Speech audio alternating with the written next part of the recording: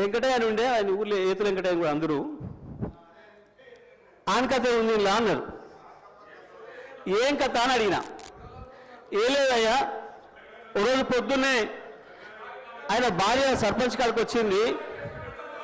ఆయన భార్య సర్పంచ్ కాడికి వచ్చి కంప్లైంట్ చేసింది, మా వెంకటయ్య నన్ను కొట్టిండు, జర పిలిపించి మాట్లాడమని చెప్తే ఆయన పిలిపించిండు పెద్ద మనిషి.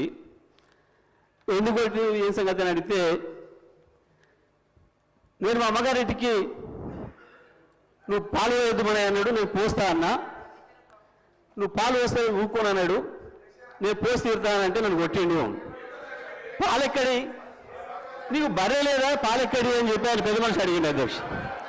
అడిగితే నాకు 4 బర్రెలు ఉన్నాయి అన్నాడు అధ్యక్ష.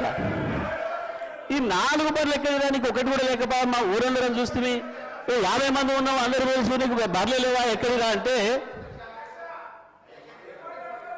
అధ్యక్ష పోయిన బర్రె దొరికితే, సచ్చింది బతికితే, పోయింది దొరికితే, మా అత్తగారు ఒకటి పెడితే నేను ఒకటి కొంటే నాకు 4 బర్రెలు ఉంటాయి, నాకెందుకు లేవు 4 బర్రెలు అన్నాడు. ఇది కూడా అట్లనే ఉంది అధ్యక్ష ఈ గవర్నర్ గారి ప్రసంగము. అంతకు మించి ఒక అక్షరం కూడా తేడా లేదు.